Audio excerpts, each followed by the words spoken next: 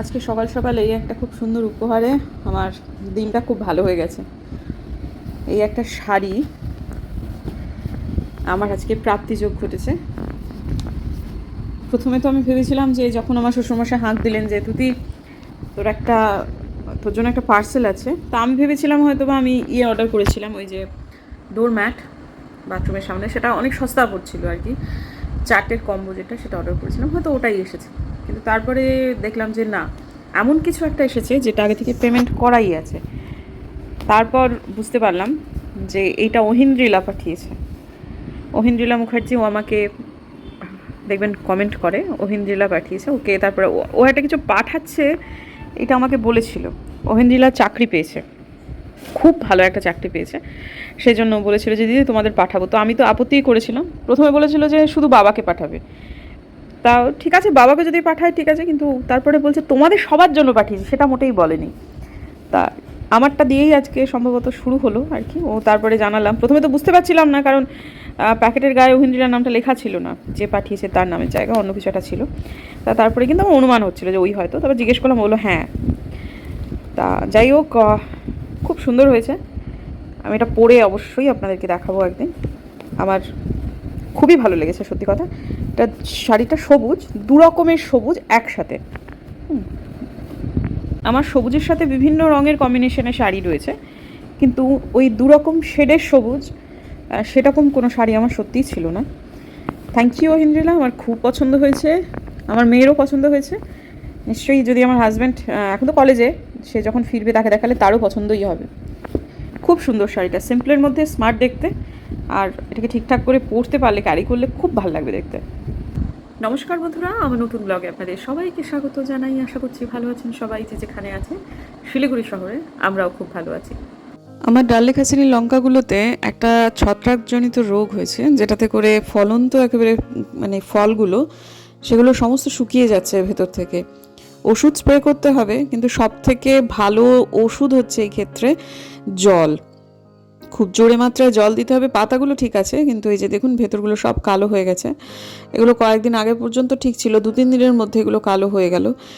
মানে আমি যদি এই গাছটাকে নিচে এখন কোনো বৃষ্টির জলের মধ্যে রেখে দিই, তাহলে কিন্তু এই ছত্রাকটা খুব দ্রুতই চলে যাবে। তবে হ্যাঁ, সেখানে বেশি দিন ফেলে রাখা যাবে না। তবে আমার যেন মনে হচ্ছে যে এটাকে আমার এখান থেকে সরাতে হবে। আর মিলিবাগ আর এই ধরনের ছত্রাক খানিকটা একই রকম। তো আমার এই সাদা জবাটা এবং এই লঙ্কা গাছটাকে আমাকে নিচে পাঠিয়ে দিতে হবে। এখন বৃষ্টি বাদলা হচ্ছে যেহেতু, যে কোনো দিন বৃষ্টিতে যদি একবেলা বৃষ্টিতে ধুয়ে যায়, তাহলেই গাছটা অনেকটাই আবার প্রাণ ফিরে পাবে। তো যাই হোক, আমার খুবই খারাপ লাগছে এগুলোকে দেখে। এগুলো খাওয়া তো মোটেই যাবে না, কিন্তু আমি জাস্ট দেখানোর জন্যই দেখালাম আপনাদের। একটা মাত্র ঠিকঠাক লঙ্কা পেলাম, বাকি সব কটা খারাপ হয়ে গেছে।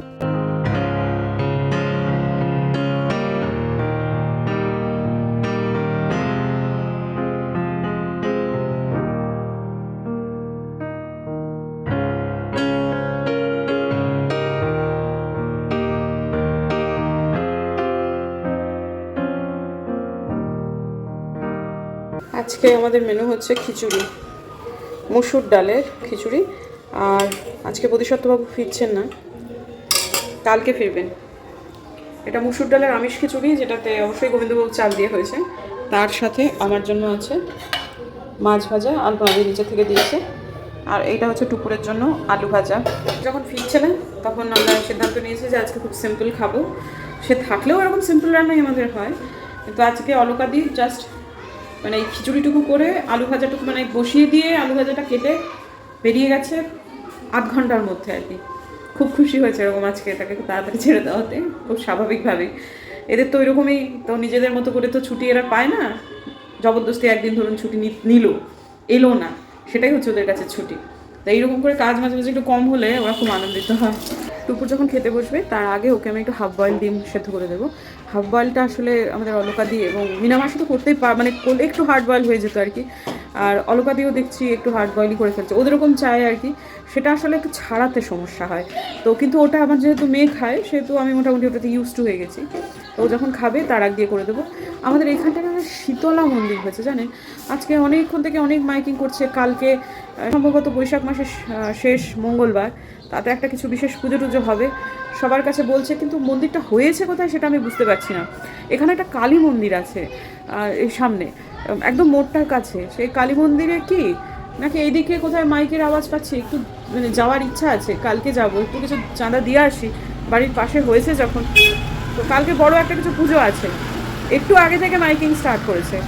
আর এই যে এই কালী মন্দিরটা যেটা, সেটাতে না যেতে পারি না। মানে গেছিলাম একদিন, সেটা ব্লগও করেছিলাম, কিন্তু মাকে দেখাতে বোধহয় পারিনি, কারণ যাই হোক সেটা নাই বলি ব্লগে। কিন্তু ঠিক আছে, আপাতত এই মন্দিরটাতে একটুখানি যেতে হবে। দেখে মনে হচ্ছে না কত রাত হয়ে গেছে, অন্তত পক্ষে সন্ধে হয়ে গেছে। দুপুর বন্ধুরা, আকাশ মেঘলা করেছে হালকা করে। আজকে কী রোদ্দুর ছিল সকাল থেকে, কিন্তু তারপর একটু বিকেল বলছে দুপুর গড়াতেই কেমন একটা আকাশটা গুমড়ে গেল আর কি। আমার শ্বশুরমশাই লাঞ্চ করার পরই উনি সমস্ত জানলা দরজা বন্ধ করে দেন, কারণ নাকি মশা ঢোকে। আমাদের বাড়িতে মোটামুটি এই গ্রাউন্ড ফ্লোরেতে ওই ধরুন 1:30 থেকেই একদম সন্ধে লেগে যায়। জানলা দরজা বন্ধ, ভেতরে সব এমনভাবে আলোগুলো জ্বলে মনে হচ্ছে যেন কত সন্ধে লেগে গেছে। কিন্তু এখনও পর্যন্ত এই যে বাইরে যেটুকু আলো দেখা যাচ্ছে, মানে আসছে আর কি, এই দেখুন দিব্য দিন আছে। আসলে ভুলও নয়, কারণ বাড়ির পাশে বাগানটাতে এত মশা হয়। হ্যাঁ, ওষুধ ছড়ানোর পরেও মশা হয়, কিছু করার নেই আর কি। মোটামুটি স্নান, পুজো, খাওয়া, মেয়েকে খাওয়ানো সব হয়ে গেছে। আমি এবার যাবো হচ্ছে শীতলা মন্দিরে, কিন্তু আমাদের আলপনাদি গেছে চানে। আলপনাদি চান থেকে বেরোবে, তবে আমাকে দরজাটা বন্ধ করে দেবে। বাবা ঘুমাচ্ছেন, ওই জন্য অপেক্ষা করছি। হ্যাঁ, কোনোবার তো হয়নি। তো যাই হোক, তুমি ঠিক জানো তো পাশের এই গলি দিয়ে? আমার মনে হয় এদিকেই হবে, এই দিকটা, এই গলি দিয়েই যাবে। তুমি কিছুই জানো না? না রাধা গোবিন্দ মন্দির চেনো? হ্যাঁ, জানি না তো, রাধাকৃষ্ণ মন্দির তো কত গেছি না আমার মাকে নিয়ে। তা তো ওই মন্দির নাই যে মঠটার কথা বলছি, ওটাও জানি না। ওই তো। যাইনি কি কোথাও, দেখো তুমি বলো। ঠিক আছে, চলো তাহলে ঘুরতে ঘুরতে যাবো, তুমি দরজাটা দাও। 3 নম্বর কাজ হচ্ছে এইটা। হ্যাঁ, আমাকে বাইরে বেরিয়ে খুঁজে খুঁজে যেতে হবে, এটা নতুন হয়েছে, ছিল না। কালকের দিনটা খুব ভালো, খুব ভালো। হ্যাঁ হ্যাঁ, আমার মা আজকে খুব বিজি। আমি মাকে আজকে ফোন করছি না। আমাদের বাড়িতে প্রত্যুষ দাদা এসেছেন, আমাদের গঙ্গারামপুরের দাদা, প্রত্যুষ দা, বৌদি, ওরা সবাই এসছে। টিকিটটা কনফার্ম হয়নি ট্রেনে, সেজন্য বাসে এসেছে, ভলভো বাসে না, বসে বসে বাসে, যেগুলো তা আবার বাড়ি হচ্ছে গঙ্গারামপুর, সেখান থেকে এসেছে, খুব কষ্ট করে এসেছে। তা যার ফলে মা খুব বিজি আজকে। কটা দিন মা খুব আনন্দে থাকবে, ব্যস্ততার মধ্যে থাকবে। প্রত্যুষ দা তো মানে জীবনের অনেকটা অংশ দিনহাটায় ছিলেন।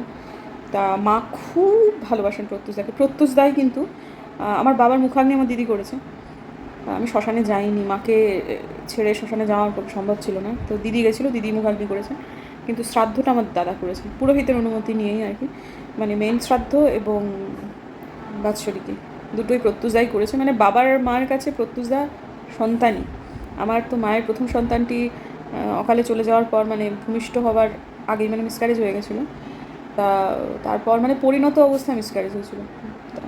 তারপর প্রত্যুষদা আসে আমাদের মা বাবার কাছে। মানে মায়ের সেই সময়টায় স্নেহের ভরপুর দিয়ে প্রত্যুষদা সে সময়টায় ছিলেন আর কি। দিনহাটাতে পুটিমারি স্কুলে প্রত্যুষদার কিন্তু শিক্ষার অনেকটা অংশ হয়েছে।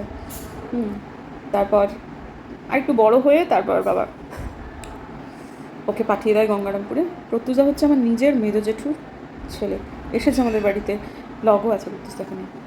বা কোনো ফ্যামিলি গেট টুগেদারে প্রত্যুষদার সাথে দেখা হয়েওছে। মুন্নাদা, জয় শ্রীরাম। হ্যাঁ,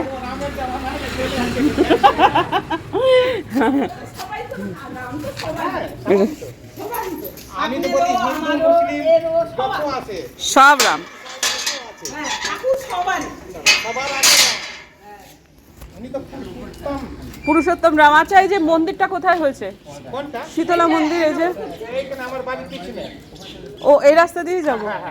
ও আচ্ছা আচ্ছা, ঠিক আছে। ওখানে মুক্তি দিদি গেছিল, মুক্তি দিদি মুক্তির দোকান এই পাশে হচ্ছে। আরে মনে হয় ওই যে সুমিত্রা ছিল না? হ্যাঁ, ওই গলি গলি গলি। হ্যাঁ, ওইখানে সুমিত্রাদির বাড়ি, এখানে মাঝখানে। আচ্ছা, বুঝতে পেরেছি, বুঝলাম। আমাদের বাড়ি থেকে হেঁটে জাস্ট 1 মিনিট। আমি জানি এখানে একটা মন্দির আছে, কিন্তু সেটা যে শীতলা মায়ের মন্দির সেটা আসলে আমার জানা ছিল না, মানে আমি কখনো খেয়াল করিনি। যাই হোক, সেখানেই যাচ্ছি। এটা আমাদের বাড়ির ওই যে সামনের রাস্তাটা, সেখান দিয়ে 90 ডিগ্রি করে বাড়ির পাশ দিয়ে যে রাস্তাটা ঢুকে গেল, সেই রাস্তা ধরেই জাস্ট 1 মিনিট। আর এই যে এখানে মাইক, বড় বড় চোঙা করে মাইক রাখা আছে, এই মাইক থেকেই আমি শুনতে পাচ্ছি সেই আওয়াজটা। শীতলা মায়ের পুজোটা আমার বেশ কিছুদিন থেকেই মনে মনে হচ্ছিল যে শীতলা মায়ের পুজো দেবো, শীতলা মায়ের পুজো দেবো। আমি আসলে কয়েকটা ভিডিও পরপর দেখছিলাম যেহেতু সামনে এসেছিল। তো যাই হোক, এটা একেবারেই হয়ে গেল এবং সেটা বেশ ভালোই। এই জায়গাটায় শুরুর দিকটাতে একটা দুটো দোকান একটু দেখতে মানে কীরকম যেন, কিন্তু ভেতরের রাস্তাটা কিন্তু খুবই ভালো এবং ভেতরে খুব ভালো ভালো মানুষদের কিন্তু বাস রয়েছে। এই রাস্তাটাই সোজা গিয়ে চলে যায় বাঘাযতীন পার্কে, এবং এই রাস্তাটা শুরুটা একটু কীরকম, আবার শেষটাও যেন একটু স্লাম আর কি, সেটা কিন্তু মধ্যবর্তী জায়গাটা কিন্তু ভালো। এই হচ্ছে সেই শীতলা মায়ের মন্দির। কিন্তু এদের যেটা হয়েছে সেটা হচ্ছে যারাই টাকা দিচ্ছে তাদের নামই অ্যানাউন্স করছে, সেটা আসলে আমি চাইছিলাম না। আর দেখুন দেখি, এখানে কিন্তু শুধু শীতলা মা নেই, এখানে ভেতরে বুড়িমা আছে। বুড়িমা হচ্ছে আমাদের লোকায়তভাবে বনদুর্গা যাকে বলে। দিনহাটায় বুড়িমায়ের একটা বিশাল বড় থান রয়েছে। আমার খুব মনোকষ্ট ছিল এতদিন যে আমি বুড়িমায়ের পুজো দিতে পারি না। এখানে এসে হঠাৎ করে দেখলাম, ও মা গো মা, বুড়িমা তো আমার পাশেই বসে আছেন, এতদিন তো জানি না। শীতলা মায়ের জয়, জয় বুড়িমার জয়, জয় ভোলে বাবার জয়। ঝিনুক খান তালুকদার না না না না না না না না, এক ভক্ত। ঈশ্বর যাকে যতটুকু ক্ষমতা দিয়েছেন ততটুকু দিয়ে সে তার মতো করে করছে। কে বেশি কে কম এসবগুলো খুব একটা মানে ভাবার ব্যাপার নয়, আর সত্যি কথা এগুলো জানানোর কিছু নেই, সেই জন্য আমি নিষেধ করলাম। কিন্তু এরা এটা বলছে, ঠিক আছে, এটা এদের প্রথা। তো এখন আপাতত বাড়ি চলে এলাম। বাইরে থেকে আমার বারান্দা বাগানকে কি সুন্দর লাগছে। ফ্লোরটা একদম ধোঁয়া ধোঁয়া ধোঁয়া ধোঁয়া, কারণ আমি ধুনো দিয়েছি। এদিকে কালকে যে মঙ্গলবার, কবে যে রেজাল্ট বেরোবে আজ অবধি তো এখন অবধি কোনো লক্ষণ দেখতে পাচ্ছি না। তাহলে হয়তো পরশু দিন বেরোবে, তারপরের দিন বেরোবে, মানে প্রত্যেক দিনই মনে হচ্ছে যে হয়তো বা কাল বেরোবে, কাল বেরোবে, কবে বেরোবে কে জানে। কয়েকদিন আগের ব্লগে দেখলাম কয়েকজন জিজ্ঞাসা করেছেন যে টুপুর ভবিষ্যতে কী নিয়ে পড়বে টড়বে সেসব, মানে আমরা কী ভাবছি সেসব নিয়ে। কালকে না আমি এইটাই বলতে গেছিলাম যে সময় আসুক, তাহলে আমরা আপনাদের, যখন আমি ভর্তি হবে মেয়ে তখন তো আপনারা দেখতেই পাবেন যে ও কী নিয়ে পড়ছে। কিন্তু তার আগে যে সামনের কথাটা যেটা বললাম, যে কয়েকজন জিজ্ঞেস করেছেন যে টুপুর কী নিয়ে পড়বে সেই সম্পর্কিত, ওইটুকু শুনে আমার হাজব্যান্ড এসে বলছে এরকমভাবে, আমার মেয়ের সব কিছু কিন্তু তোমার ব্লগের কন্টেন্ট হতে পারে না। আমি জানি সেটা, আমি মোটেই সেটা বলতাম না। আমি জাস্ট এইটাই যেটা পরের কথা বললাম, যে ও যখন ভর্তি হবে তখন অবশ্যই আপনারা জানতেই পারবেন। হ্যাঁ, আর ভবিষ্যতে যদি ও নিজের চ্যানেল একটা করে তখন ওর কিছু কিছু কথা ও নিজের চ্যানেলে বলবে, সেটাই কাম্য। কারণ যতই হোক আমরা ওর বাবা মা, আমরা ওর প্রভু তো নই। তো এই যে কথাটা কালকে বলেছে আমাকে, আমার যা রাগ হয়েছে। তারপরে আমি, জানো তুমি আমি কি বলতাম, হ্যাঁ তোমার মেয়ে আমার মেয়ে নয়, আমি জানি না ওর কি হবে না হবে। তারপরে খুব সে খানিকক্ষণ একটু তরপালো, ও একটু মানে প্রতিরোধের চেষ্টা করলো, তারপর চুপ করে গেল। কী করবে আর, এখনও সেটা বলবার টাইম আসেনি, সময় হলে সব বুঝতে পারবেন। সব কিছু সামাজিক মাধ্যমে এরকমভাবে খোলাখাতা করা যায় না, যেটুকু যায় সেটুকু তো বলেই দিই। বলুন, অনেক কিছুই বরং আমি বলি যেগুলো না বলাই উচিত। অন্যেরা বলে না, আমি বলি। অত মহান হতে পারবো না, মোটেই মহান নই সত্যি কথা, কিন্তু এইটুকু বলতে পারি অনেক কিছুই আমি বলি যেগুলো মাঝে মাঝে বলার পর মনে হয় যে একটু রেখে রেখে গেলেই হতো বা। তবে হ্যাঁ, এর সাথে আবার আমার মায়ের ইনসিডেন্টে মেলাবেন না। হ্যাঁ, ওটা আমি সম্পূর্ণ সজ্ঞানে বলেছি এবং মোটামুটি যা বলেছি সেটা নিয়ে আমার কোনো রকম গ্লানি নেই। এটা 3-3.5 বছর আমি আটকে রেখেছিলাম, এখন সমস্ত কিছু যখন আমি আটঘাট বেঁধে ফেলেছি তারপরই আপনাদের জানিয়েছি। এই দেখুন, আলপনাদি বেরিয়ে গেছে, তারপর আড্ডা মারছে দাঁড়িয়ে দাঁড়িয়ে। বেরিয়েছে কিন্তু বেশ অনেকক্ষণ হলো, এখানে কখন থেকে দাঁড়িয়ে দাঁড়িয়ে গল্প করছে তো করছেই। কোলে যে সেটা হচ্ছে মামুনি, মানে কোলে বাচ্চা নিয়ে এটা হচ্ছে মামুনি। আমি এবার তাড়াতাড়ি করে রান্নাঘরটা গুছিয়ে নিই। 9:30টার সময় মেয়েকে একটু হোয়াইট সস পাস্তা বানিয়ে দেবো, সেটাই খাবে। কারণ আছে তাড়াতাড়ি করে সব গুটিয়ে নেওয়ার পেছনে। আজকে ছেলে আসেনি তো, বাবার খুব চিন্তা আর কি, সেই কারণেই। তো চিন্তাটা আসলে যদি রাত বিরেতে কিছু হয় আমাকে নিয়ে কেউ দৌড়োদৌড়ি করবে, মূলত চিন্তাটা এইটাই। প্লাস ছেলে বাইরে কি খাচ্ছে কি শুচ্ছে সেসব নিয়ে চিন্তা তো হয়, মায়েদেরও হয়, বউয়েরও হয়, বাবারও হয়। কিন্তু আমি একটু তাড়াতাড়ি শুয়ে পড়তে চাইছি এই কারণেই যে বাবা বলছেন যে বাবার নাকি পরপর কয়েকদিন এরকম হচ্ছে, বাবার 1টা থেকে 1:30টার মধ্যে ঘুম ভেঙে যাচ্ছে আর প্রচণ্ড খিদে পাচ্ছে। তো আমি বলেছিলাম শুকনো খাবার কি তাহলে পাশে রেখে দেবো বাবা? তো বাবা বললেন যে না, আমার না খুব ম্যাগি খেতে ইচ্ছা করে, তা তুই কি মা জেগে থাকিস? আমি বললাম যে প্রথমত আমি ততক্ষণ জেগে থাকি না, আমি 11টা, সাড়ে 11টা, 12টার মধ্যে শুয়ে পড়ি। কিন্তু সেই সময়টায় বাবার বোধহয় খিদে পায় এবং বাবা চাইছেন যে আমি ওই সময়টা গিয়ে একটু ম্যাগি বাবাকে করে দিই। তো বয়স্ক মানুষ এটুকু চাইতেই পারে না, আমি সেটা করেও দিতে পারি। কিন্তু আমি বাবাকে বললাম না বাবা, আমি সেই সময়টা জেগেই থাকি, আপনি আমাকে ডাকবেন। তো আমার যেহেতু ওই সময়টা কাঁচা ঘুমটা থাকে, সেই সময়টা বাবা যদি ফোন করেন আমার খুব শরীর খারাপ করবে, তাই জন্য একটু তাড়াতাড়ি শুয়ে পড়তে চাইছি, যাতে করে আমার ঘুম কিন্তু এমনিতে ভীষণ পাতলা, আমাকে ফোন করে ডাকলে কিন্তু আমি উঠে যেতে পারবো। কিন্তু যদি আমি 12টার সময় শুয়ে বাবা যদি 1টায় ডাকেন আমার খুব কষ্ট হবে। সেই জন্যই 10টার মধ্যে শুয়ে পড়লে অন্তত ঘন্টা 2-2.5 ঘুমটা যদি আমার হয়ে যায়, তাহলে উঠে গিয়ে আবার বাবাকে করে দিয়ে আবার এসে শুলে আমার কোনো সমস্যা হবে না। তাই ভাবছি একটু তাড়াতাড়ি শুয়ে পড়বো। নুন ছড়িয়ে দিলাম, এবার কাজটা শেষ হলো, চলুন এবার ঘরে যাই। আমার এই যে শাড়ির যে র্যাকটা, এটাতে কোনো শাড়ি কম দামি না, মানে সবগুলো খুব ভালো ভালো দামের শাড়ি আর কি, এখানে সিল্কের শাড়ি, সব পিওর সিল্ক, বিভিন্ন রকমের আর কি। আর এইটাও হচ্ছে তাই। তো এইটা যেমন শুধুই পিওর সিল্ক, আর এটার মধ্যে আছে কাঞ্জিভারাম, কাঁথা স্টিচ, বালুচরি, সমস্ত কিছু। শাড়িগুলো জাস্ট পরে আছে, তাও দেখুন আমার ননদের কাছে, তো নন্দাইদের কাছে যাব, তো এটা বিশেষ উদ্দেশ্যে যাওয়া, তাছাড়াও ঘুরতে যাওয়াও তো বটেই। তো সেটা ক্রমাগত পিছিয়ে যাচ্ছে। তো আমার ননদ বলেছে যে যে উদ্দেশ্যে যাও সেই জন্য 3-4টে ভালো সিল্কের শাড়ি নিয়ে আসিস। তা আমি ঠিক আছে নিয়ে যাব, কিন্তু হঠাৎ মনে হলো যে না, এবারে আবার একটা বালুচরি কিনবো, এতদিন পরে মনে হলো। কারণ বালুচরি আর্মির অনুষ্ঠানগুলো যেগুলো হয় খুব স্মার্ট দেখতে শাড়ি, টুকটুকিদি যেগুলো আমি দেখেছি, ভালো শাড়ি পরে এবং স্মার্ট দেখতে পরে, খুব গর্জাস, খুব ঝকমকে ওরকম কিছু পরে না। বালুচরি হচ্ছে এমন একটা শাড়ি যেটা মানে দুর্দান্ত স্মার্ট দেখতে, ইকুয়ালি ট্রেডিশনাল, মানে একদম একদম খাপে খাপ মিশে যাবে। তা বরকে বললাম, আমার রং বলে দিলাম যে আমার না এই রঙের একটা বালুচরি কিনতে হবে। আমি নিজেও সেটা কিনতে পারি, কিন্তু বর দেবে সেটা একটু বেশি আনন্দে। তো সে না রাজিও হলো, জানেন তো, বলো হ্যাঁ দিয়ে দাও, মানে রাজি হলো মানে কি এক কথায় রাজি, হ্যাঁ দিয়ে দাও, অর্ডার দিয়ে দাও। তা আমি বললাম তাহলে আমি একটু দোকানে গিয়ে কিনি, সেটাই বরং ভালো হবে। হ্যাঁ যা খুশি করো। দিন একটা ইয়েতে গিয়েও ছিলাম আমি মাঝখানে একদিন, তা দেখলাম যে দোকানেতে 9,000 টাকার নিচে ভালো বালুচরি নেই, আর অনলাইনে তাও যা হোক 8,000 টাকাতে লাস্ট আমি দেখলাম ভালো বালুচরি। আর আমি যেরকম রং চাইছি দোকানে আমি সেরকম পেলামও না। তা আমার হাজব্যান্ড বললো হ্যাঁ ঠিক আছে দিয়ে দাও। কিন্তু এই আলমারিটা খুললাম তো আর শাড়ি আমার অর্ডার করতে ইচ্ছা করছে না। সেই একবার একটা হয়তো পরা হবে, তারপর বছরের পর বছর শাড়িটা পরে থাকবে ওরকমভাবে। তার থেকে বাবা এত এত ভালো ভালো শাড়ি, কত শাড়ি একটি বারের জন্য অঙ্গে চড়াইনি, সেই রকমই কিছু একটা। কারণ বালুচরি স্বর্ণচুরি আমার কাছে প্রচুর আছে, আর তাছাড়া স্মার্ট দেখতে শাড়িও আমার কাছে অনেক আছে। তো সেরকমই একটা ভাবছি, সব একদম ঢেলে একদিন নামাবো, নামিয়ে দেখে শুনে বেছে বুঝে আমি কয়েকটা শাড়ি নিয়ে যাব।